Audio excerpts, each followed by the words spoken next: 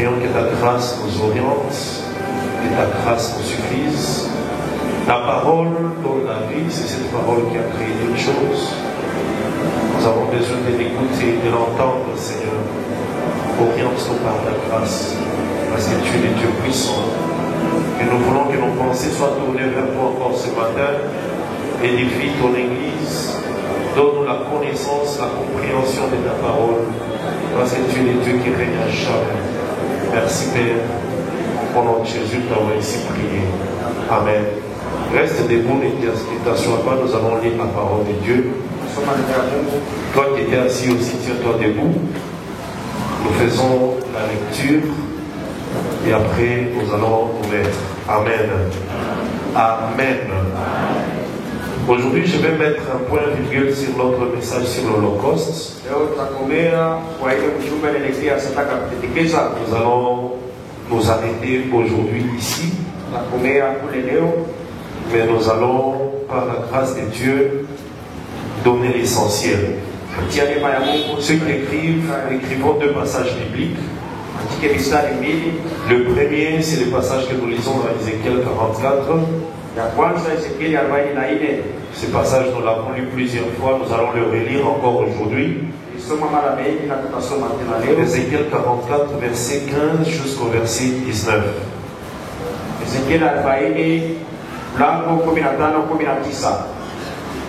Le deuxième passage, c'est Ézéchiel chapitre 20.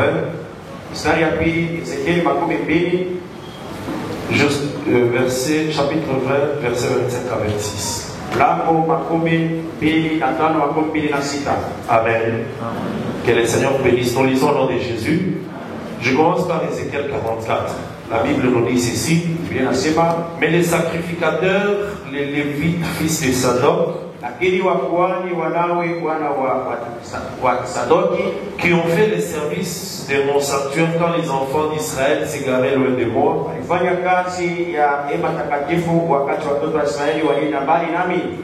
ceux-là s'approcheront de moi pour me servir et se tiendront devant moi pour m'offrir de la graisse et le sang.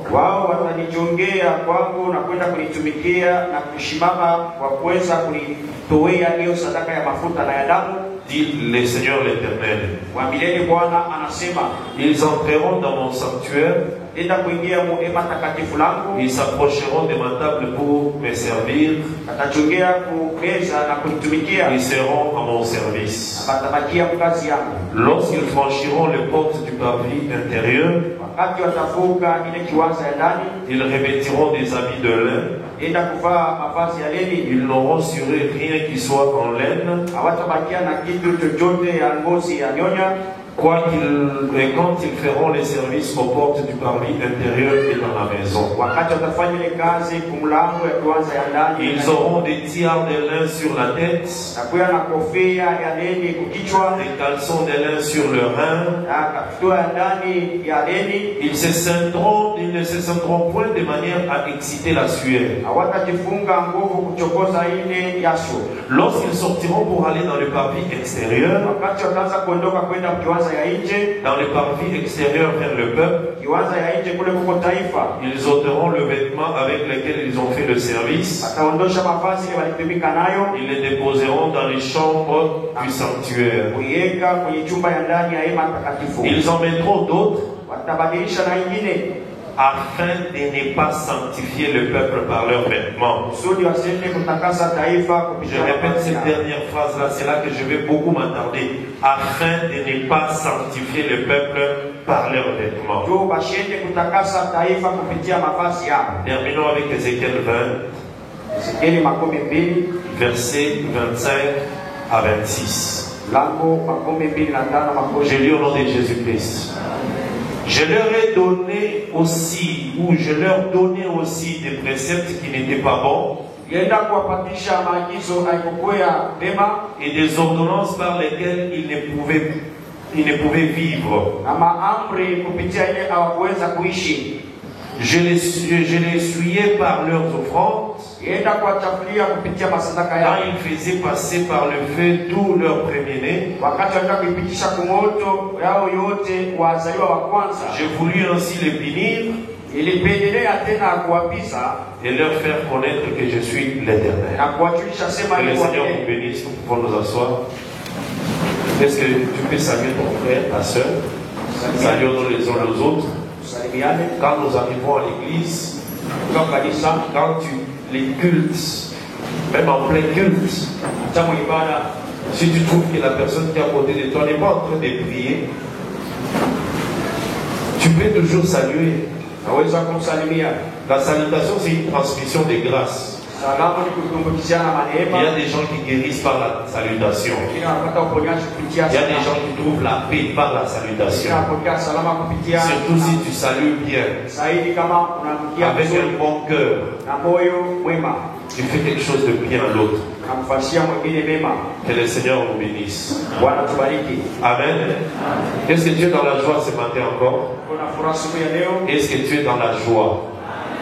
Tu peux manifester la joie en acclamant très fort pour la gloire de Dieu. Acclame très fort pour la gloire du Seigneur. Que Dieu soit loué.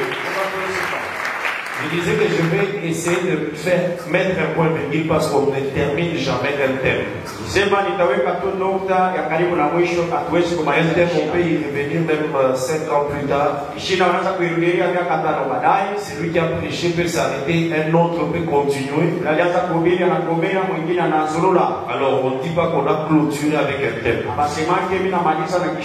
Mettons un point virgule pour passer à autre chose. J'ai beaucoup parlé sur l'Holocauste. Parce que c'est un thème aussi très important. C'est ce qui fait même la base du livre de Lévitique. Et dans le livre de Lévitique, c'est le livre du service. Là où les sacrificateurs travaillaient.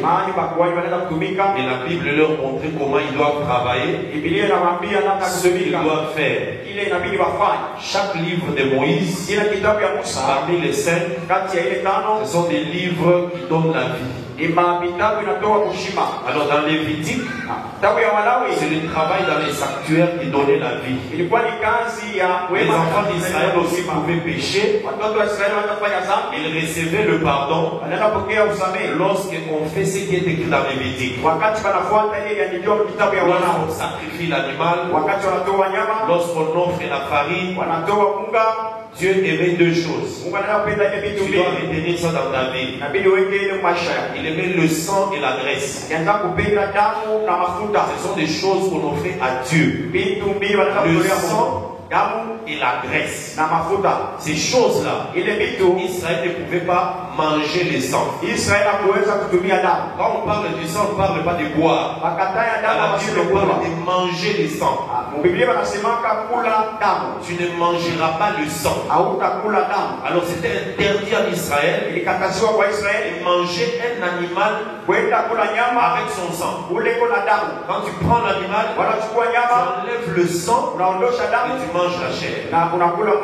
Le sang, tu peux le verser par terre, couvrir la poussière, ou soit aussi l'offrir à Dieu, et la graisse aussi de l'animal, donner à Dieu. Ces 2 choses-là, étaient significatives. Pourquoi Dieu a refusé à Israël de manger le sang ainsi que la graisse? La Bible dit la vie est dans le sang. Ça tout le monde connaît. Amen. La vie est dans le sang. Donc ça veut dire Dieu ne voulait pas que Israël ait la vie. Tu n'as pas compris, hein? Amen. Donc Dieu ne voulait pas qu'Israël ait la vie. C'est comme ça quand Israël prend un animal, il enlève le sang, il mange la chair. Mais le sang, on l'offre à Dieu ou on le verse dans la terre. La graisse, on brûle ça pour Dieu. Quelqu'un comprend ça? Est-ce que quelqu'un comprend? Là c'est pour l'animal. Mais je vous ai dit la fois passée que l'animal et l'arbre disent la même chose devant Dieu. Est-ce que quelqu'un comprend ça? Voilà pourquoi dans les arbres aussi, il y a un arbre qui produit le sang et il y a un arbre qui produit l'huile. L'huile, c'est la graisse. Quelqu'un comprend ça? Est-ce que quelqu'un comprend? Maintenant, l'arbre qui produit le sang, ça s'appelle la vigne. Je vais lentement. Tout le monde comprend? Amen. Alors, la vigne, c'est un arbre. Quand on le plante, les fruits qui sortent, on appelle le raisin. Quand on presse le raisin, ça fait sortir le vin. Jésus a appelé le vin le sang. Et lui, le jour où il devait mourir, il a pris le vin du raisin. Il a donné aux apôtres. Il a dit, buvez mon sang. Donc il y a un arbre qui produit le sang. Son nom c'est le raisin ou c'est la vigne. Le deuxième arbre produit l'huile ou la graisse. Ça s'appelle l'olivier. Quand tu prends les olives, tu presses, ça fait sortir l'huile. Donc de la même manière que l'arbre produit le sang et l'arbre produit l'huile, l'animal aussi produit l'huile et le sang. Quelqu'un comprend? Viens là où je t'amène. Tu vas comprendre les choses de Dieu et tu seras intelligent. Que Dieu te bénisse. Amen. Alors maintenant, regarde. Dieu interdit à Israël l'huile qui est la graisse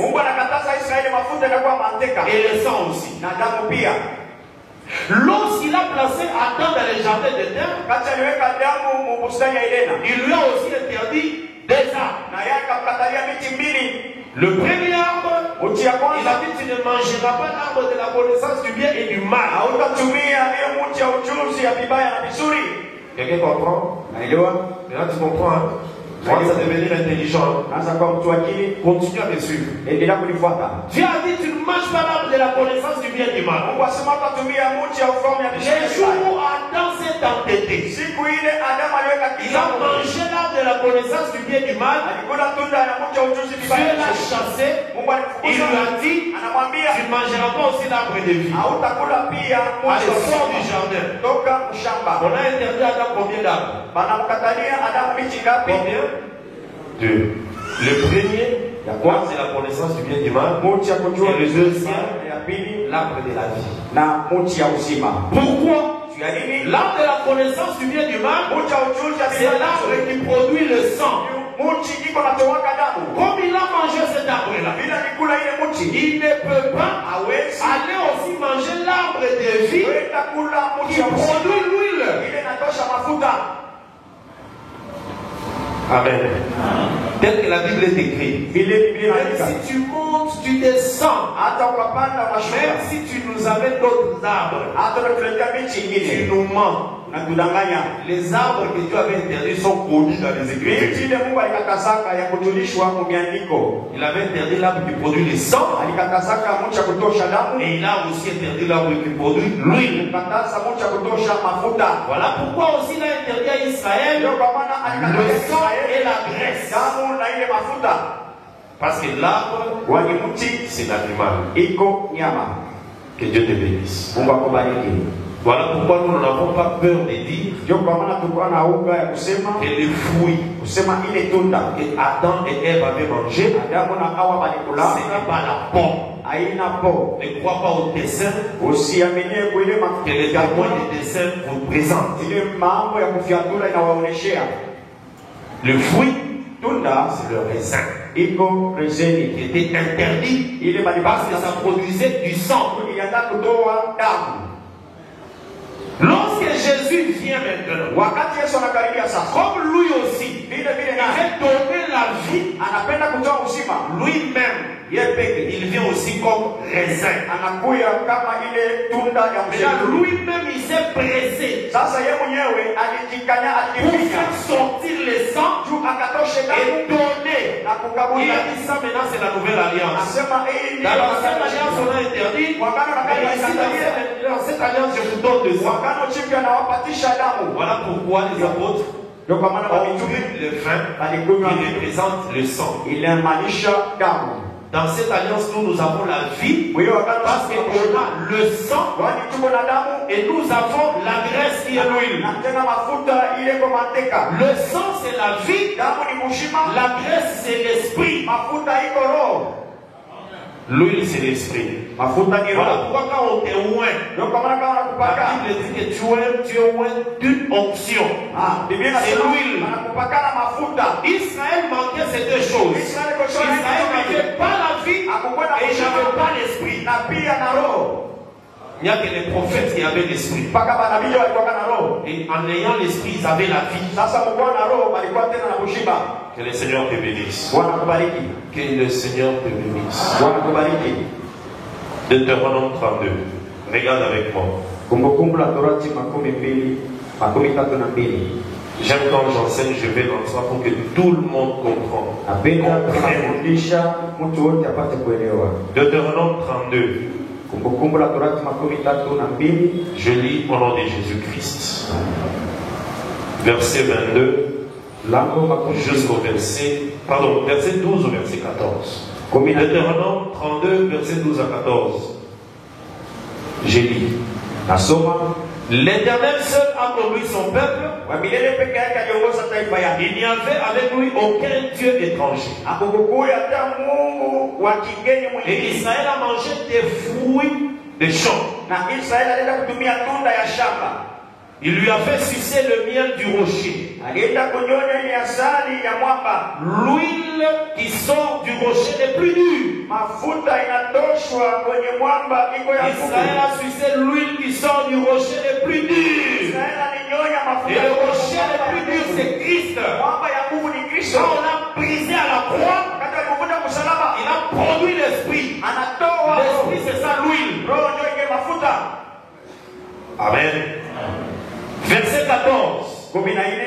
La crème des vaches et le lait des brebis. Avec la graisse des agneaux et des béliers de la ville de Bassan et des boucs. Avec la fleur du froment. Il a bu aussi le sang du raisin qui s'appelle le vin. Tu as vu? Vous voyez comment on appelle le vin? Le sang du raisin. Quand tu bois le vin, la Bible appelle ça le sang du raisin. Donc nous avons des écritures qui montrent qu'il y a l'arbre qui produit le sang et l'arbre qui produit l'huile. Que Dieu avait interdit à Israël, qu'il avait interdit à Adam. Mais aujourd'hui dans la nouvelle alliance, cet arbre-là qui s'appelle Jésus est venu à donner le sang et à donner l'huile. Et nous avons la vie et l'esprit. Que le Seigneur te bénisse.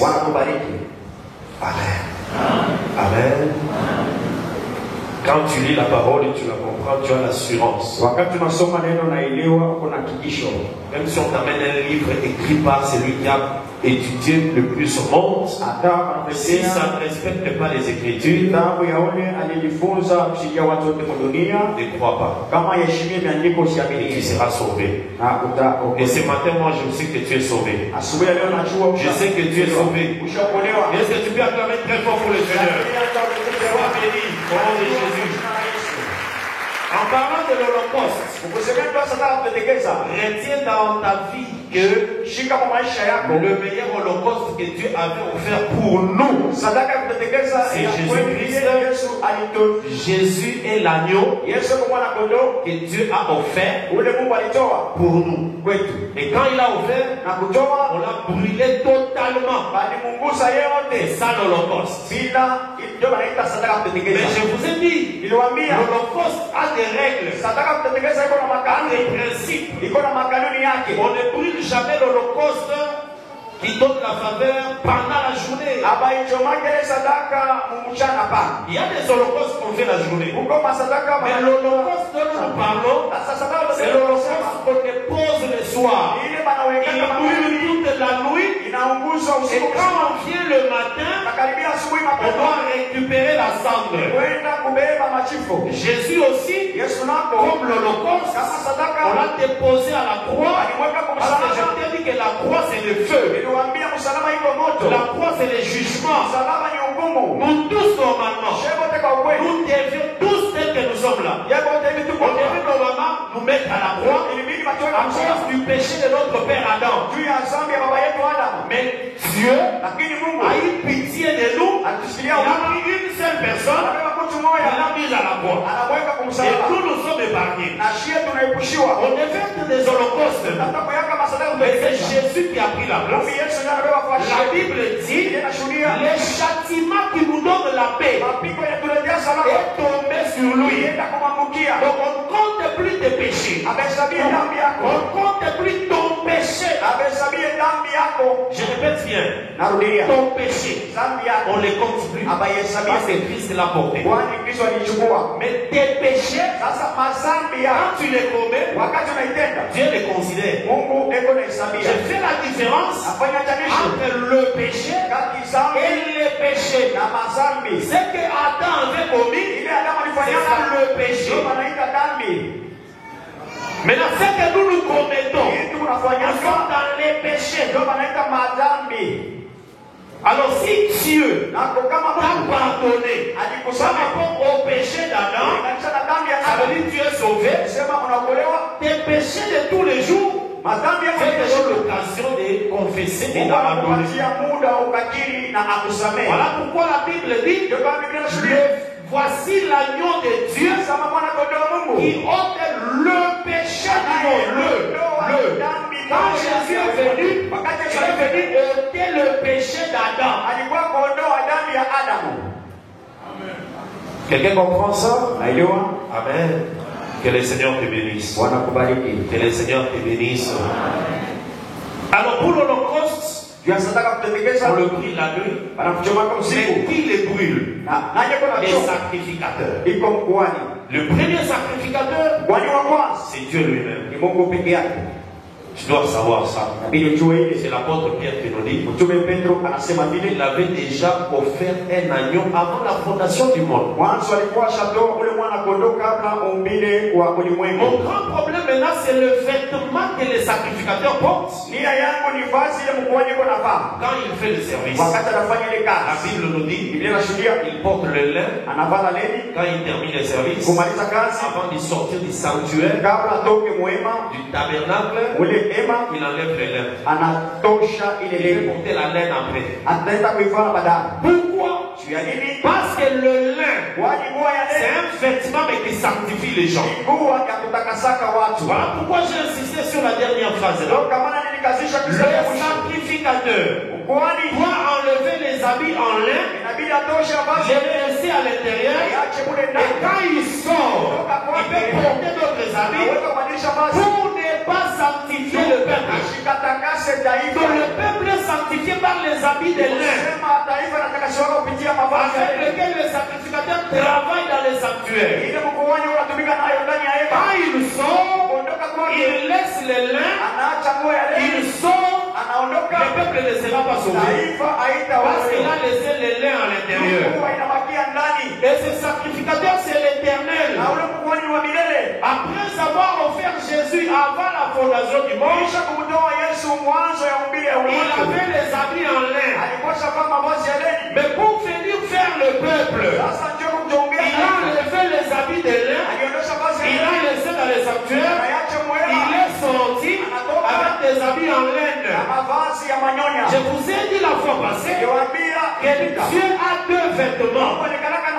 Le premier vêtement, c'est Moïse.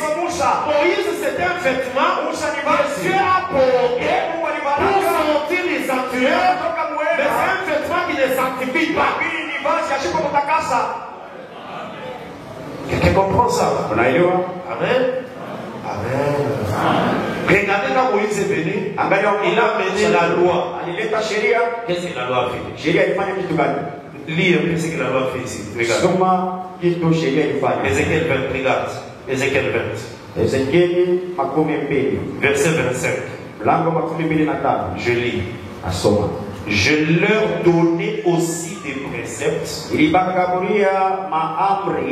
n'étaient pas bons et des ordonnances par lesquelles ils ne pouvaient pas vivre. Ça c'est grave. Ça c'est grave. Donc Dieu fait sortir tout un peuple en Égypte. Il marche avec eux. Il arrive avec eux à la montagne et il commence à leur donner les lois et les préceptes. Mais ici il dit, je leur donnais des lois qui ne pouvaient pas les sauver. Tout ce que Dieu disait là, ça ne pouvait pas donner la vie. Ces lois-là, c'est ça les habits de laine. Et c'est ça Moïse. Ça ne pouvait pas sauver. Ça veut dire, Dieu a laissé le lin dans l'éternité et il a porté la laine, il est sorti avec. Quand le peuple a vu Dieu venir par Moïse, le peuple croyait qu'il sera sauvé. Mais c'est un vêtement de laine qui ne sauve pas. Que Dieu te bénisse. Je vais te dire, Israël c'est la nation de Dieu. Je t'informe que toi tu as plus de valeur qu'Israël. Si Dieu a porté la laine devant Israël, et Israël ne va sauver. Israël a tué Jésus, pourquoi? C'est parce que Dieu était en laine. Les habits étaient en laine. Et ils ne pouvaient pas comprendre. Ils ont tué Jésus. Dieu est rentré. Oui. Quand Jésus partait, c'est Dieu qui est rentré. Il est parti où? L'apôtre Paul dit dans Hébreux 9 et 10 qu'il est rentré dans le sanctuaire céleste. Quand il est arrivé là-bas, il a récupéré le vêtement de laine.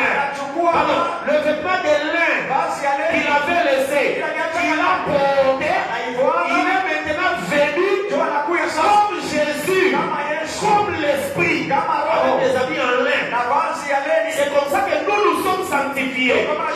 Parce que les habits de laine sanctifient le peuple. Hébreux chapitre 10, regarde. Hébreux 10. Que Dieu te bénisse. Que Dieu te bénisse. Tu es heureux et Dieu t'aime si tu entends ces choses. Mais seulement je m'étonne de la manière dont tu les suis. C'est comme si tu me suis, comme si tu ne me suis pas. Comme si tu comprends, comme si tu comprends. Mais je sais que tu comprends. Hébreux chapitre 10. Je lis au nom de Jésus-Christ. Écoutez très bien. Ça c'est merveilleux. Je commence au verset 5. Dieu cache des choses ici. Hébreux 10, 5. C'est pourquoi Christ, en entrant dans le monde, il dit ceci. Tu n'as voulu ni sacrifice, ni offrande, mais tu m'as formé un corps. Et Job nous dit, le corps c'est un vêtement. On avait dit ça avec vous, non? Le corps c'est un vêtement. C'est Job combien? Je crois Job 15, 28, il faut vérifier. On va lire. Ne vérifie pas, on va les lire, on va aller là-bas. Tu n'as voulu ni sacrifice ni offrande, mais tu m'as formé un corps. Tu n'as agréé ni holocauste, ni sacrifice pour le péché. Verset 7. Alors j'ai dit, voici je viens. Dans les rouleaux, il est question de moi. Pour faire, oh Dieu, ta volonté. Après avoir dit d'abord, tu n'as voulu tu n'as créé ni sacrifice triomphant, ni holocauste, ni sacrifice pour le péché. Les choses qu'on offre selon la loi. Verset 9, il dit ensuite, voici je viens pour faire ta volonté. Il abolit ainsi la première chose pour amener la seconde. C'est en vertu de cette volonté que nous sommes sanctifiés par l'offrande du corps de Jésus-Christ. C'est en vertu de cela que nous sommes sanctifiés par l'offrande du corps, le corps. Donc quand tu as apporté le corps de Jésus, le corps de Jésus là, c'est ça le lin qu'il est sorti avec du sanctuaire pour nous sanctifier. Si tu es sanctifié, c'est par les lins que Dieu avait porté. Et les lins là, c'est le corps de Jésus. Tu as compris, hein? Est-ce que tu comprends? Donc on ne te raconte pas dans ce monde ici, depuis la création jusqu'à aujourd'hui, Dieu n'a que deux habits. Soit il porte les laines, soit il porte la laine. C'est tout. La laine, c'est Moïse. Les laines, c'est Jésus. Maintenant toi, ton prophète, c'était coton, polyester, tissu jean ou tissu de paille. Parce qu'il y a des prophètes qui sont tissu paille. Dieu ne porte pas de tissu paille. Amen. Si tu as quelqu'un qui dit notre prophète, si tu ne passes pas par lui, tu ne seras pas sauvé. Tu suis en coton.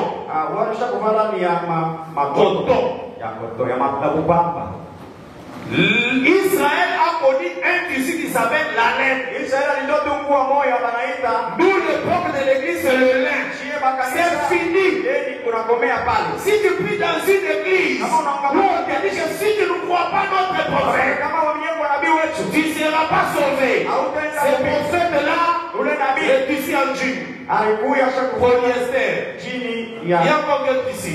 Ajoutez-moi d'autres tissus. Il y a quoi? Bazin. Soie. Bazin.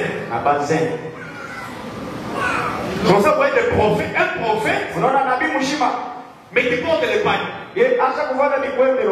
Avec un bâton. Et puis on les dessine partout. Nous n'avons que deux. La laine, Moïse. Les laines, Jésus. La laine ne sanctifie pas. Le lait c'est tout. L'apôtre Jean dit, la loi est venue par Moïse, la grâce et la vérité sont venues par Jésus. Un point extrait. Si tu ne crois pas ça, tu es perdu. C'est pour ça que moi je dis toujours, jamais votre prophète il a besoin de Jésus pour être sauvé. Ça donne la colère, les gens veulent manger. Même ton prophète il a besoin de Jésus. Que le Seigneur obéisse. Que le Seigneur obéisse. Ce passage du verset Hébreu 10 nous dit, c'est en vertu de cette volonté. Quelle est la volonté? C'est la volonté de sauver le peuple qui est en dehors du parvis. Donc, il y a deux parvis. Parvis intérieur et parvis extérieur. Le sacrificateur travaille dans le parvis intérieur. Quand il termine, pour sortir au parvis extérieur, là où il y a le peuple, il enlève le lin. Mais un jour, il a quitté le parvis intérieur, il est venu vers le parvis extérieur, et il a porté le lin. Pour me sauver moi. Et son corps me sanctifie. Voilà pourquoi la Bible dit C'est lui qui néglige, qui foule aux pieds. Lisons ça. Si tu foules aux pieds les sangs de la grâce, c'est fini, tu es perdu. J'ai connu ces passages-là, c'est toujours dans l'hébreu. Fouler aux pieds. Je crois que c'est vrai 12. 10. On va trouver ça en ligne. C'est combien? Ok. Lisons un peu cette passage. Voilà. Hébreu 10. Verset 26. Donc commençons verset 25. N'abandonnons pas notre assemblée. Comme c'est la coutume de quelques-uns. Mais exhortons-nous réciproquement. La doctrine interdit d'abandonner l'assemblée. Mais tu as le droit d'abandonner l'assemblée quand la doctrine n'est plus respectée. Si on ne respecte plus la doctrine, tu as le droit, même Dieu va te soutenir. Là, tu te retires, tu pars. On n'abandonne pas l'assemblée parce qu'un diable a embossé une sœur. Non. Mais si le diable a embossé la sœur, on ne le suspend pas. On ne le suspend pas. Là, on ne respecte plus la doctrine.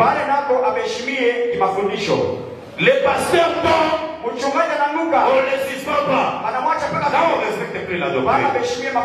Mais quand dans l'église, la doctrine est respectée, si tu l'abandonnes, Hébreu 10 va t'attraper. Amen. Oh, le pasteur a volé l'argent. Ça, c'est pas une raison pour fuir l'église. Amen. Amen.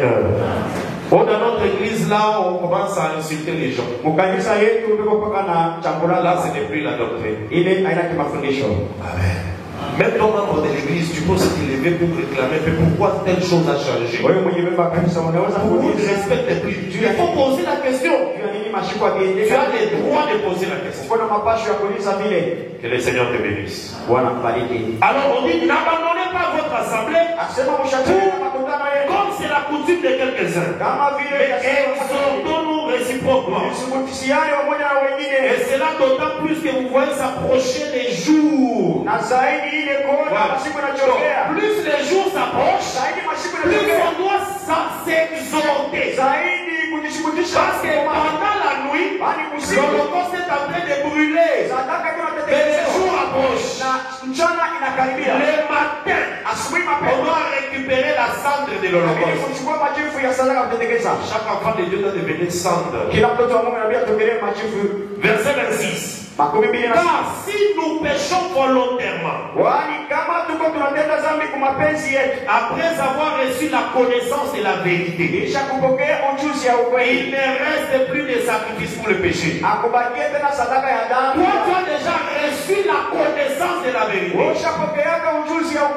On t'a prêché sur comment t'habiller. Mais tu ne fais pas t'habiller tel qu'on a enseigné. La Bible appelle ça péché volontairement après avoir reçu la connaissance de la vérité. Toi,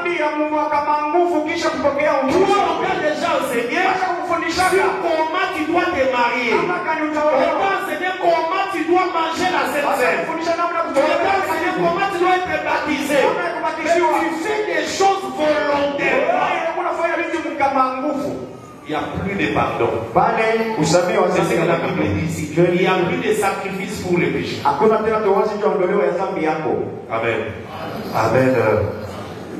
On t'a parlé sur la coiffure. Moi, cette histoire, je ne terminerai pas juste les jours où on va m'enterrer. La coiffure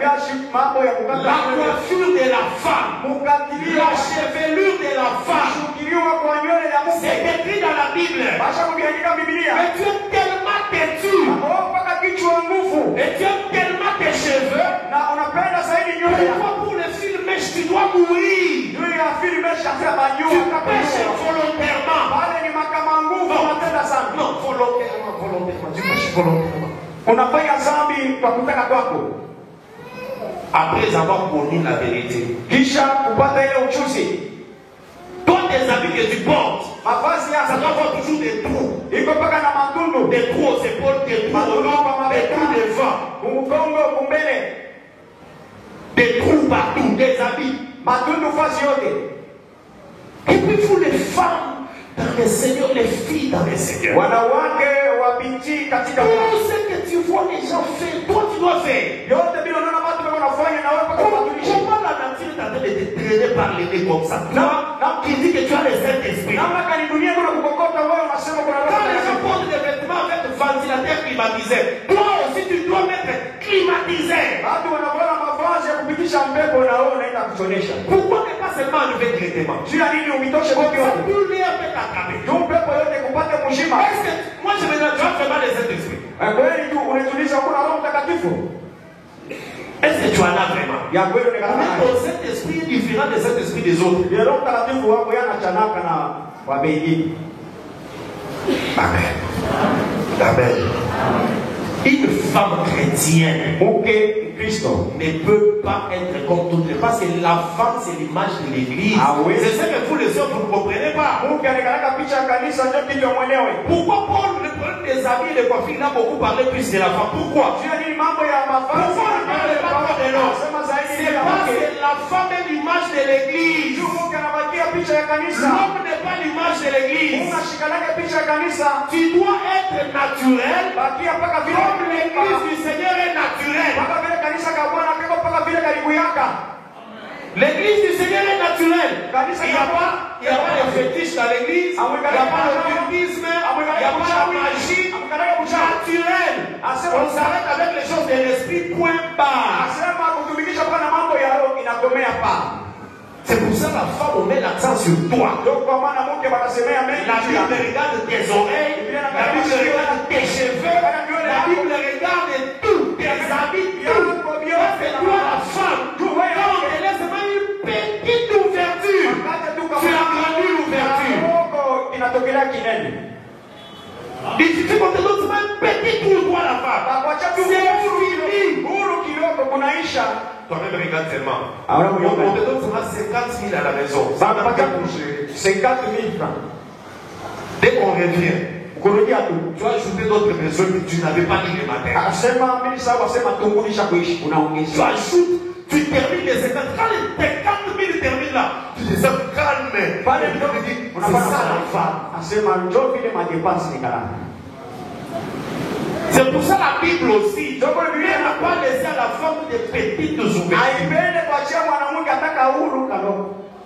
Regardez seulement quand on a dit que non, pour la femme, pour qu'elle fasse grandir les cheveux, Ah, c'est elle bon. va mettre des fils naturels enfermés au-dessus. Ah, bon, Les cheveux, on a dit ça pas. Banaruhusu ile kankamba kufunga kwa ndio ikomane. C'est fini. Asema Ça biko donne maintenant l'occasion à expression tout entre là-dedans. Asema yote ni makamba mpaka pamoja. Tout ça pourquoi? Petite ouverture. Yote ni kadogo wanakuachia. C'est pour cela la Bible dit. Ndio kuna Biblia Je vais te scandaliser ce matin. kushindusha kwa La leo. Bible dit. Biblia inasema hivi. La femme, Mwanamke n'ayez pas une parure ushikuye na ile qui mchango consiste inaelekea dans les cheveux tressés. nywele ya kushuka na mikono. Vous voyez la Bible, c'est ça même la vraie explication. Ndio yenyewe matafsiri. Ayez pas la parure Bwana qui ali aishi. consiste dans les cheveux tressés. Il n'a pas dit à mettre quelque chose. Même tresser les cheveux. Shukisha nywele ya mikono ya C'est ce mikono. que Pierre dit. Ndio vile Petro C'est ça alisema. la vraie explication de ces versets-là. Même tresser les cheveux. La Bible interdit. Hata kushuka kuingisha bilone mkichwa, kushuka. Biblia inakataza. Ça est dans la Bible. Biko mu Biblia. Lis avec moi. Tusome na wewe. 2 Pierre 2. C'est 1 Pierre 2 ou 2 Pierre 2? 1 Pierre 3. 1 Pierre 3. Amen. Amen. J'ai dit au nom de Jésus. Soma mjina na Yesu. Oh, la Bible a autorisé à la femme de tresser les cheveux. Tu as mis ça dans quelle écriture? Usha kusoma kwa mstari Toi, gani? tu avais dit ça où? Ulionaka wapi? 1 Pierre 3. La Bible dit ceci. J'ai dit au nom de Jésus-Christ. Verset 1. Ça, je demande à toutes les femmes de prendre des livres. Femmes, soyez des mêmes soumises à vos maris. Afin que si quelques-uns obéissent pour la parole, qu'ils soient gagnés sans parole par la conduite de leur femme. En voyant votre manière de vivre chaste et réservée. Bon, restons maintenant ici. Si quelqu'un a la Bible en Swahili, on va traduire ça. Verset 3. Ayez non cette parure qui consiste dans les cheveux tressés. Est-ce qu'on a parlé de plantes? Est-ce qu'on a parlé de mèches? Est-ce qu'on a parlé de fils? Quand un garçon va au salon de coiffure, quand on le coiffe là, c'est une parure extérieure qui consiste dans le cheveu coupé. Même ces coiffures pour les garçons sont des parures extérieures. Quand tu coupes les ongles, c'est une parure extérieure. Parure vient de orner, arranger. Donc quand tu coupes les ongles, c'est une parure extérieure qui consiste à couper les ongles. La Bible n'a pas interdit ça. Couper la barbe, parure extérieure qui consiste à se raser. La Bible n'a pas interdit ça. Parure extérieure qui consiste dans les cheveux tressés. Ce verset ne parle même pas d'ajout. Ce verset parle des cheveux tressés. C'est ça la doctrine. Donc même tresser les cheveux là, la Bible l'interdit. Ça est dans ma Bible, c'est dans ta Bible. Maintenant aussi on te dit, bon, pour que tes cheveux grandissent, prends même les fils simples. Dès que nous on a la petite peau de là, toi tu as grandi la barrière.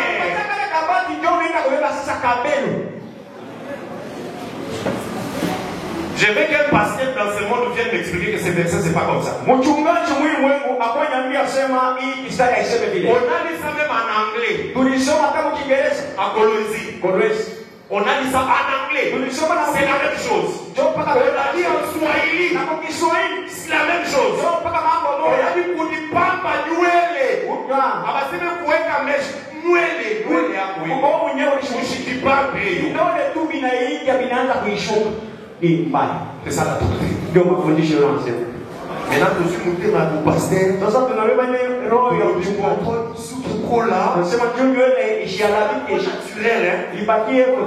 comme les petits fils là que les mamans utilisaient les films au là, mais tu fais ça un peu naturellement, ça ne pas dit ça seulement. Tu es parti à Brazza, tu as pris le gros, c'est pas si tu as pris, c'est ça la femme. C'est pour ça la Bible dit un peu de levain, un peu de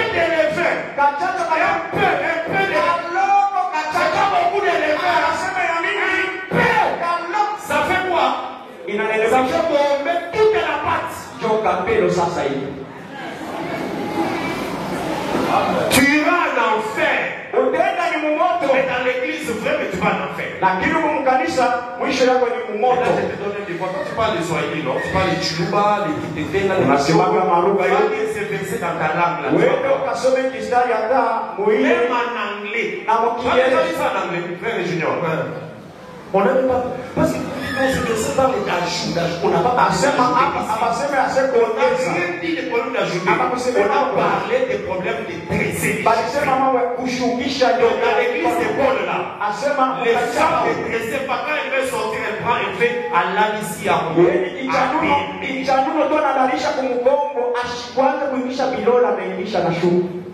C'est pas que tes femmes la portée une bise dans la Bible à que le Seigneur nous bénisse. Bon, rentrons dans l'Holocauste. Acclame très fort pour les Acclame très fort. Après qu'aujourd'hui j'aurai des problèmes. Mais dressé. Rentrons alors réveiller Pierre qui avait écrit pour qu'il puisse changer. J'ai refusé de lire même les bijoux Yana là. Ce n'est pas écrit dans l'ancienne alliance, nouvelle alliance, pour que tu ne dises pas non, interpréter ça par prophétie. C'est dans la doctrine. Que Dieu te bénisse. Alors, je parlais de lait et de laine. Dieu a porté la laine qui était Moïse et qui n'a pas sauvé. Après, il a porté le lait qui est Jésus. Il est venu nous sanctifier. Que le Seigneur te bénisse. Maintenant, est-ce que mon enseignement doit rester sur Jésus, Holocauste, ceci, Holocauste? Mon enseignement, c'est quoi? Le but de l'enseignement, c'est maintenant la vie doctrinale. Amen. Maintenant, la Bible dit ceci. Apocalypse chapitre 1er. Regarde. Amen.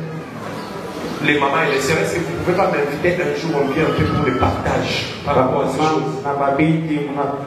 Les mamans et les sœurs, vous dites un peu, docteur, on choisit un jour un peu, nous tous là, nous tous, on va faire un peu de partage par rapport à ça. J'ai bien fait. On va partager par rapport à ça. Là, maintenant, tu vas commencer à me donner des explications. Donc, tu vois, les cheveux se coupent, quand la saison sèche commence, tout ça. La saison sèche là qu'il avait créée, c'est pas Dieu. Amen. J'ai amené la barre plus haute pour que tu restes dans ce qui est simple. Parce que toi, tu vas encore plus loin. Apocalypse. Amen. Nous aussi, nous avons la parure extérieure. Nous aussi, les hommes. Quand tu vas aussi, tu te coupes les cheveux, c'est parure extérieure qui consiste à se coiffer les cheveux. Il y a aussi une parure extérieure qui consiste à se raser la barbe. Même s'habiller, c'est une parure extérieure qui consiste à des vêtements. Mais la Bible nous dit, en ce qui concerne les vêtements, il ne faut pas des vêtements trop extravagants. C'est ce qu'on dit. Des vêtements extravagants. Quand tu portes des habits sur ta veste ou sur ta chemise, tu vas attacher une tête de lion. Chaussures, là on a mis la tête de l'antilope. Tu vois, quand tu marches là déjà, c'est pas modeste. Pas le monde cherche à te regarder. Ça, c'est pas chrétien. Les chrétiens doivent être modestes. Tu descends. Tu peux porter Dolce & Gabbana, c'est pas un problème. Mais toi, ton Dolce & Gabbana, on a mis ça au logo. Sois modeste. Amen. Ton pantalon cheap. Avec des taches partout. Non, tu dois être modeste. C'est ça ce que la Bible parle de la modestie. Amen. Une chemise simple que tu as portée, elle est belle. Avec des chaînettes partout, des chaînes, tout ça. Non. La modestie, c'est doctrinal. Il faut chercher à ne pas trop attirer les gens. Apocalypse chapitre 1er nous dit ceci, nous lisons versets 5 et 6. J'ai lu au nom de Jésus-Christ. De la part de Jésus-Christ, les témoins fidèles, les premiers les démons et les princes des rois de la terre. À celui qui nous aime, qui nous a délivrés de nos péchés par son sang, et qui a fait de nous un royaume de sacrificateurs pour Dieu son Père. À lui soit la gloire et la puissance au siècle des siècles. Amen. Il a fait de nous un royaume des sacrificateurs. Donc, si nous tous aussi, nous sommes des sacrificateurs, on doit aussi te voir quand tu portes les laines et quand tu portes la laine. Tu dois porter ces choses. La laine et les laines. Mais là maintenant c'est doctrinalement. Comment est-ce que toi aussi, parce que tu es sacrificateur, tu offres des holocaustes. Maintenant on doit aussi voir ces deux vêtements chez toi. Ces vêtements étaient chez les sacrificateurs de l'ancienne alliance. Mais il faut aussi chez toi, sacrificateur de la nouvelle alliance, on doit voir ces deux vêtements. C'est ça que je vais t'expliquer maintenant. Sur les deux vêtements du sacrificateur pour la nouvelle alliance. Entre parenthèses, les gens disent aujourd'hui la femme peut prêcher parce que Dieu a fait de nous tous royaumes des sacrificateurs. Comment est-ce que tu peux répondre à ces gens? Parce que la Bible est là, elle est claire. Il a fait de nous tous, et les frères et les sœurs, nous sommes au royaume des sacrificateurs. Exode. Disons un peu Exode. Je crois que c'est Exode. Amen. Nous allons lire quelque chose. Ma soeur, même si tu sais lire la parole, n'accepte pas qu'on t'appelle au ministère. Tu vas aller en enfer. Tu iras en enfer. Ok. Je vais dire ça. Je crois que c'est Exode. Là, on dit qu'Israël aussi c'est roi des sacrificateurs. Exode 19. La Bible dit ceci. Je lis au nom de Jésus-Christ.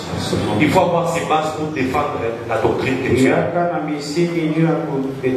Je lis au nom de Jésus-Christ. Je lis au nom de Jésus-Christ.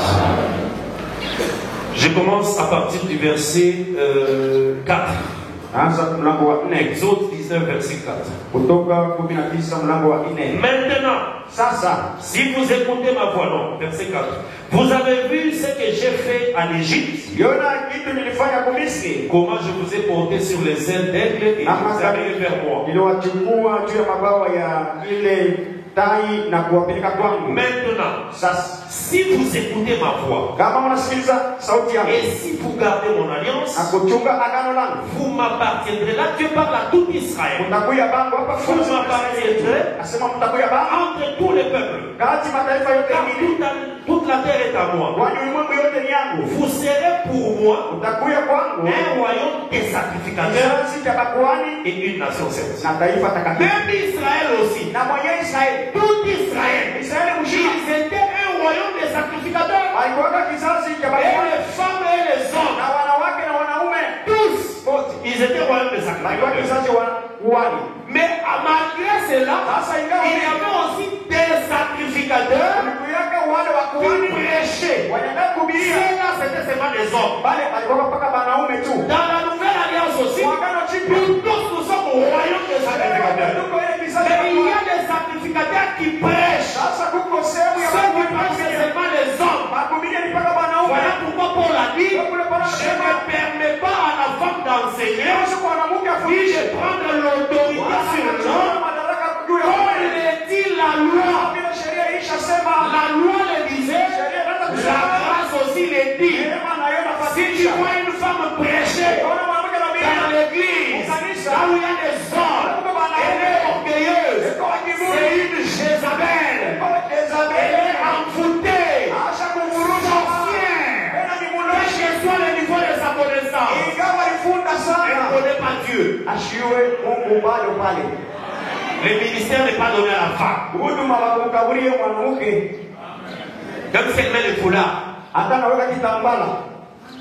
envoûtée. Dieu te bénisse. Et quand tu es content, là, tu publies certaines fois, tu dis, moi je connais une femme là, aux États-Unis, là, quand elle parle, la salle bouge, tu mets ça sur les statistiques.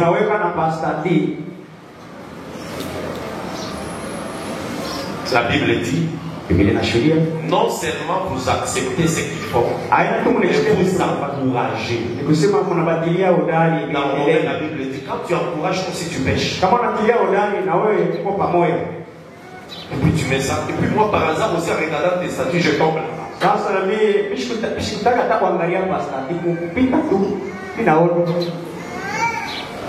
Amen.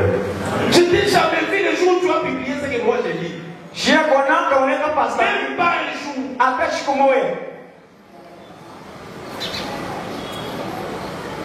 Il est prophète chez soi.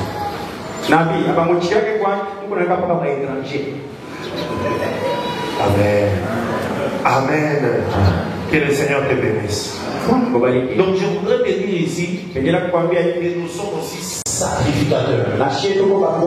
Mais quand nous sommes sacrificateurs, regarde comment nous devons porter aussi le lin et la laine. Amen.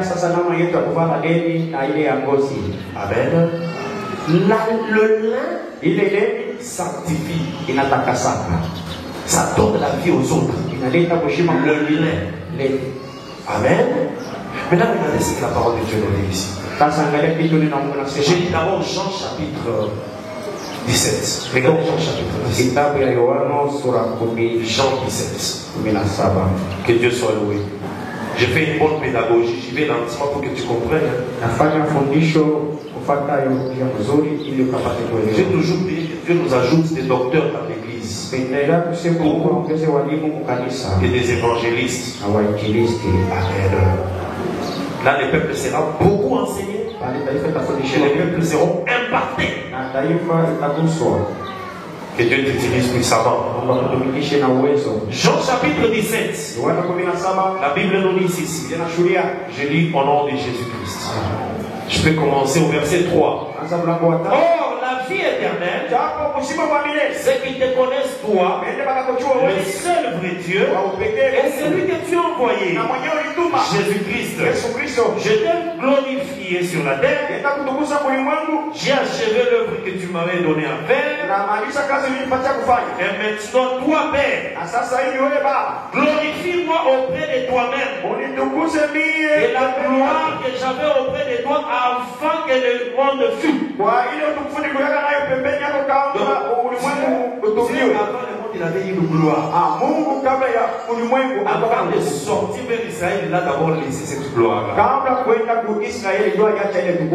C'est ça, Israël n'était pas sauvé. Après, quand il est rentré, il a repris la gloire, il est revenu. Que le Seigneur vous bénisse. Verset 6. J'ai fait connaître ton nom aux hommes. Que tu m'as donné. Oui, que tu m'as donné du bien du monde. Ils étaient à toi et tu me les as donnés. Ils ont gardé ma parole. Maintenant, ils ont connu que ce que tu m'as donné vient de toi. Je crois que c'est ça le verset. Bon, je vais aller loin parce que c'est très loin. Toujours, prenons le verset 15. Parce que là on va traîner. Chapitre 17, toujours verset 15. Je ne te prie pas de les ôter du monde, mais de les préserver du mal. Ils sont dans le monde. Oui, c'est ça. Ils ne sont pas du monde. C'est là que je suis, non? Ils ne sont pas du monde. Donc moi aussi je ne suis pas du monde. Sanctifie-les par ta parole. Ta parole est la vérité. Comme tu m'as envoyé dans le monde, je les ai aussi envoyés dans le monde. Je me sanctifie moi-même pour eux, afin qu'eux aussi soient sanctifiés par la vérité. Jésus-Christ nous s'est sanctifié pour que nous aussi nous soyons sanctifiés. Vous voyez le corps de Jésus, c'est un corps saint. C'est ça le lin. Le lin là qui est saint pour que nous aussi nous soyons sanctifiés. Donc aujourd'hui, un enfant de Dieu, quand tu vis la sanctification, ça veut dire que tu es un sacrificateur qui a porté le lin. Quelqu'un comprend ça? Le lin, c'est la sanctification. Parce que cette sanctification va sanctifier aussi les autres.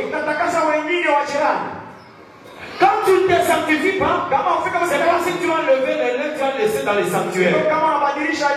Et tu es sorti. Or, nous aussi, avant de venir sur la terre, nous étions d'abord dans l'éternité.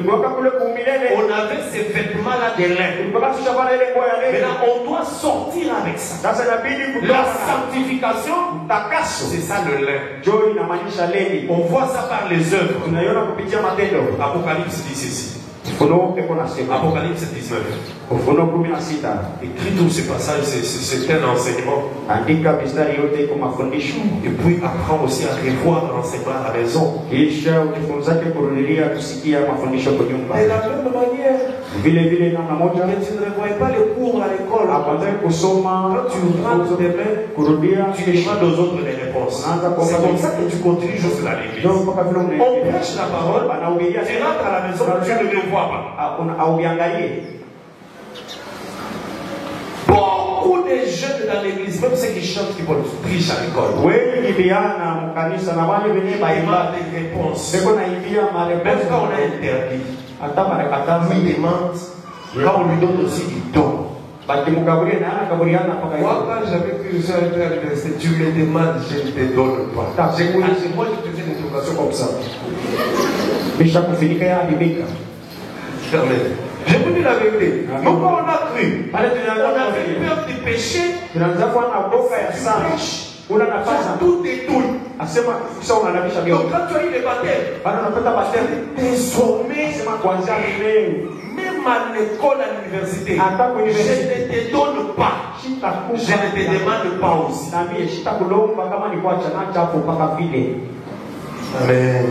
Mais aujourd'hui, les intercesseurs chantent. Elle vient au culte de ville de Chida, elle chante. Elle triche, il vient au culte, il travaille comme protocole. Comment la puissance va se manifester? Oh non, on ne voit pas de miracles et tout ça. Toi, tu fais des tricher. Et puis tu viens au culte. Tu chantes.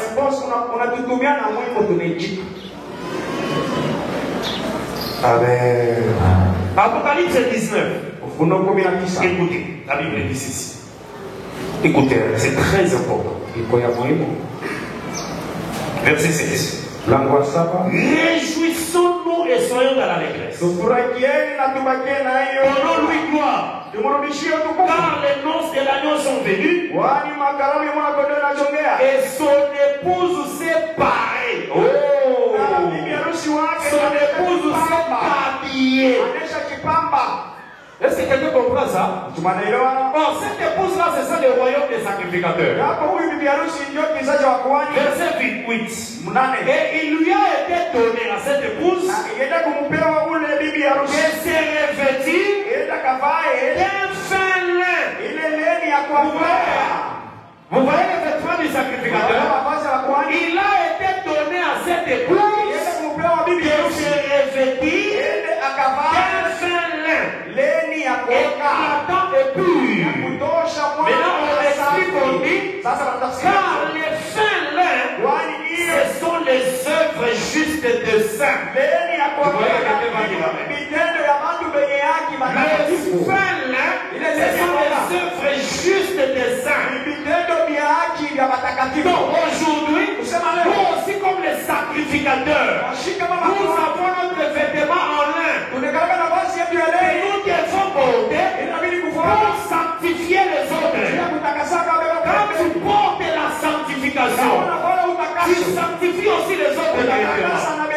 Ta prière, tes paroles, ce que tu fais, c'est le fait lin. Que le Seigneur te bénisse. Et la femme aujourd'hui doit porter le fer. Et cette femme, c'est l'église. Le fer, c'est la sanctification. Fuir les péchés. S'humilier. Obéir.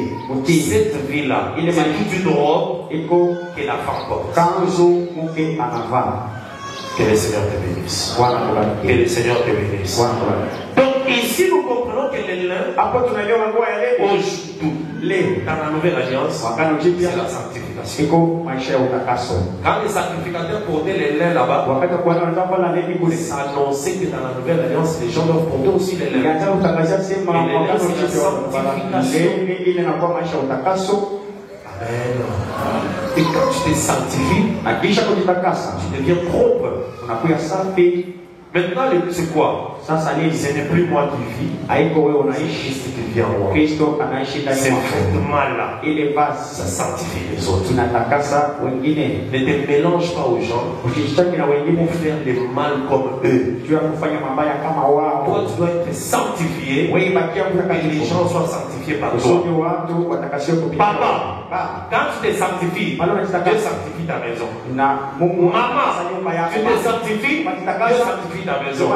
Quand tu te souilles, la souillure descend dans la maison. Machafuko inaingia na nyumba. Il y a beaucoup de maladies qui sont des maladies qui proviennent des péchés. Magonjwa ya mingi, Et matokeo ya la plupart des maladies, mengi des zaidi péchés. natokea kwa maisha ya dhambi. Tu voles, Unaiba, tu gagnes l'argent par le vol, unapata makuta tu mkuishi, payes les minervales des enfants. unalipia watoto masoko. Tu vois? Unaona? C'est comme si tu dis déjà aux enfants, vous allez étudier, mais vous n'aurez pas du travail. Sasa naongea msemo mtafunza lakini mwishe tu. Tu comprends? Elewa. Est-ce que tu comprends? Donc la sanctification sanctifie les autres. Inatakasaka wengine Quand tu ne portes pas ça, ça souille. kama uvwane inachafula. C'est pour ça Akan. Ndio kwa maana Akan avait volé, il a pris des choses qu'on avait perdues. alibaka vitu walikataa, Il a mis ça dans sa maison. anaweka kwenye nyumba yake. Tout Israël était frappé. Israeli mzima anapikiwa. Job connaissait ces choses. Ayubu kujua yeye Voilà mambo. pourquoi Job faisait ceci. Ndio kwa maana yeye anasifanya. Dès que ses enfants viennent de la fête, Pale tu watoto wao wataka kumakaramu. il offre des sacrifices Anabatolea masadaka. pour demander pardon. Sio kubaombea huruma. Ayez cette nature-là des parents. Yake na ile Ayez cette nature. Mkwe na ile ali. Apporte ton offrande. Et priez une fois de 3 jours pour ta famille, pour tes enfants. Tu pries que Dieu ait sanctifié les gars de tout. Tu termines 3 jours après. Tu prends cette offrande. Tu viens donner comme action de grâce. Les maisons seront touchées par la grâce de Dieu. Parce que c'est le vêtement des laines. Je termine par la laine. La laine, c'est quoi? Travailler devant l'autel. Il était en laine. Sa sueur a commencé à sortir. Ce qu'il a porté là, c'était la laine. Et ça excitait la chaleur. La Bible dit sa sueur a commencé à se transformer en sang. Donc, ça veut dire quoi? Sueur en sang, c'est le sacrifice qui donne la vie. Parce que la sueur, c'est le travail. C'est le travail. Mais quand ça sort, ça donne la vie. Retiens ça. Quand on te dit que la sueur de Jésus est devenue le sang, ça veut dire son travail de sacrifice donne la vie. Donc toi aussi, dans ta vie, tu dois te sacrifier. Et le sacrifice doit donner la vie. Et quand tu te sacrifies, c'est comme si tu es un sacrificateur et qui a porté la laine. Beaucoup de gens veulent servir Dieu, mais en évitant de porter la laine. Parce que la laine, c'est la vie du sacrifice. C'est sacrifier, souffrir. Tu ne peux pas prêcher sans avoir porté la laine. Avant de prêcher, il faut porter la laine. Ne pas manger, dormir, lire, se réveiller la nuit, prier. Tout ça là, c'est porter la laine. C'est ça la transpiration. Et quand tu viens faire le service, cette sueur là, ça se transforme en sang dans la vie des gens. Le chant est la même chose. Quand tu veux chanter là, porte la laine. Tu te sanctifies. Ça c'est le lin. Mais tu dois te sacrifier. Le sacrifice, c'est la laine. Ça doit te faire transpirer. Tu chantes, mais tu ne jettes jamais. Tu ne tombes jamais par terre. Tu ne prends jamais de moment de jeûner. Tu veux travailler, mais en fouillant la laine. Les gens veulent devenir prédicateurs. C'est pas facile. Moi, pour reconnaître les ministères de quelqu'un, je vais t'observer. Même si tu prêches plus que moi, si je ne vois pas les sacrifices, tu es protocole.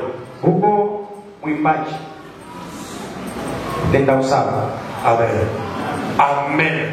Les sacrifices. On te voit comment tu vas prier pour les gens. Tu vas prier, tu jeûnes, tu passes la nuit, tout ça. C'est ça. Tu dois avoir les deux vêtements. Oh, tu crains Dieu. Tu n'es pas voleur, tu n'es pas dans l'impudicité. Ça, c'est les laits. Montre-nous aussi la laine. 3 nuits à l'église. Je chaîne les prières. Tu pars visiter les malades. Tu pries pour les malades. On apprend que Dieu passait là-bas. C'est pour ça qu'on passe là-bas. Papa tel était venu ici. Frère tel était venu prier. C'est ça le sacrifice. Amen. Amen. Donc la laine doit te faire transpirer. Et que ta sueur devienne du sang. Que le Seigneur vous bénisse. Que le Seigneur vous bénisse. Les disciples aussi, que le Seigneur vous bénisse. Amen.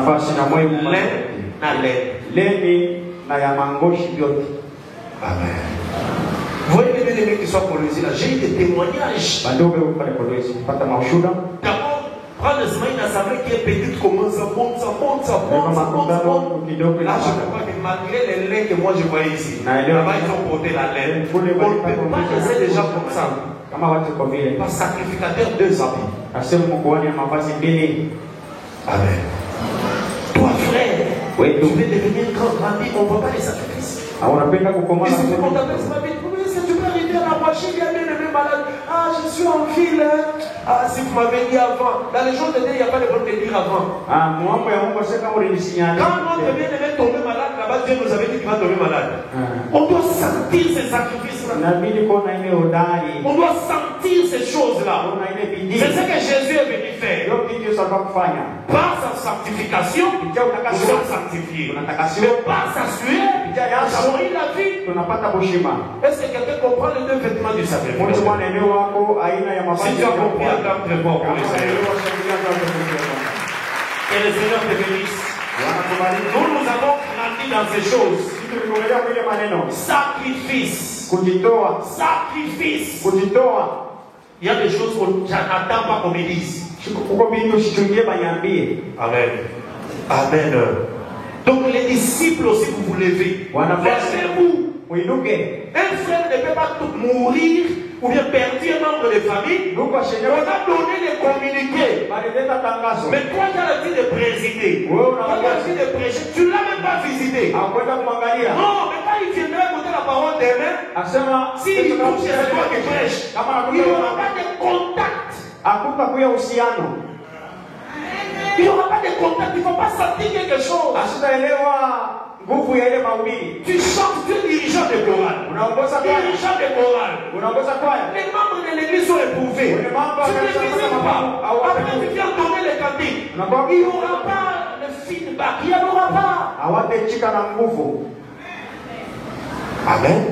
Donc les sacrifices, ce n'est pas seulement ceux qui prêchent. Même les protocoles. Tu ne visites jamais les gens. Qui lui donne la chaise, lui aussi va choisir sa chaise. Mais quand tu as l'habitude de les rencontrer, vous voyez l'église, tu lui dis ici, tellement il y a quelque chose qui vous lie. Tu vas lui aussi s'asseoir sur la chaise que tu lui as donnée. Quelqu'un à la maison, une maman avec des enfants malades, il voit un protocole. Il arrive, je ne sais pas si juste pour visiter. Je peux prier pour lui. Tu pries. Qui vous a dit que c'est seulement les pasteurs ou les disciples ou les intendants qui doivent prier pour lui? Caméraman. Tu peux prier pour quelqu'un? Oui. Amen. Grandissons dans les choses de Dieu. Tu dois voir la sueur qui sort en toi. La vie des sacrifices. Ça donne la vie. Que le Seigneur te bénisse. Acclamons très fort pour le Seigneur. J'ai ici mis point virgule à cet enseignement sur l'Holocauste. Si Dieu aussi donne une inspiration à d'autres, ils prêcheront gloire à Dieu. Que le Seigneur te bénisse. Acclame encore très fort pour la gloire de Dieu. Retiens les deux vêtements. Les deux vêtements du sacrificateur dans la nouvelle alliance. Si on te demande c'est quoi ces vêtements-là, les laines c'est la sanctification. La laine c'est le sacrifice. Et quand tu portes la laine, tu dois sentir que tu te sacrifies. Il y a des gens qui ont l'habitude de me demander, ah, donc ils ont les baratés. Tout ça. Ce sont des choses, on s'est préparé à ça. On s'est préparé. J'ai enseigné aux gens hier que rien n'est réussi sans préparation. Sans préparation, tu ne réussiras en rien. Mariage, vie professionnelle, vie ministérielle. Si tu n'es pas préparé, tu ne réussiras pas. La préparation te prépare aussi aux défis, aux difficultés que tu vas rencontrer. Toi, tu es toujours un homme nerveux, un petit problème, tu te fâches, tout ça. Et puis tu as le projet de devenir pasteur. Colérique à tout moment, un petit rien. Et puis, pasteur. C'est pour ça que tu vois.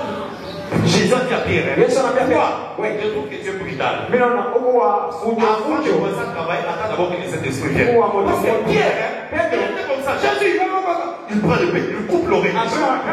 C'est ça. Amen. Jésus a dit, attends d'abord que le Saint-Esprit descende. Après, il sera maintenant pasteur. Quand le Saint-Esprit est descendu, Pierre a quitté. Vous avez déjà entendu Pierre a échoué quelqu'un. Mais quand il était avec Jésus, non, c'est pas. Parce que lui considérait tout le monde comme les poissons. Il y avait jamais qui prend le poisson. Si tu blagues, il t'attend. Quand le Saint-Esprit est arrivé, il est devenu simple. Dieu dit, Jésus lui a dit, dirige maintenant l'église. Parce que tu es colérique dans l'église. Tu vas faire ça. Tu gênes pour quelqu'un aujourd'hui. Tu as qu'il t'a insulté demain. Mais toi, tu es impulsif. On ne peut pas te parler en bas. On va se moquer de toi. Et tu veux devenir pasteur. Tu veux devenir ministre. Mais tu auras toujours des problèmes. Et puis toi aussi, maman pasteur, tu dis, moi je vais poser seulement un pasteur. Mais la bouche. Ton mari se fâche. Toi aussi, tu ne veux que parler du problème des gens. En fait, c'est une belle père qui dirige l'église. Donc la pasteur, c'est la mère du pasteur. C'est elle qui a les informations dans l'église, elle donne tout au pasteur. Et le pasteur, il donne ça comme des messages à la chaîne. Avant de faire quelque chose, on doit te préparer. Quand tu es préparé, tu sais rencontrer des choses qui les survolent. Je donne un exemple, je te dis, toi, ta fille, il y a un petit problème. Dès que maman te pose la question, tu commences à pleurer. Pour expliquer, tu pleures. Il y a des enfants comme ça, surtout les filles. Dès que tu problème, pour que déjà tu aies une pitié d'elle et tout ça, et puis elle ne s'aide pas pour devenir maman. Elle va commencer à pleurer devant les enfants. L'enfant fait le problème, elle pleure. L'enfant fait le problème, elle pleure. Alors il faut ce caractère-là l'enlever. C'est pour ça que moi j'ai l'enfant quand il pleure, je gifle. Est-ce qu'on t'a tapé? Mais pourquoi tu plais? Parle. Elle a pleuré bien.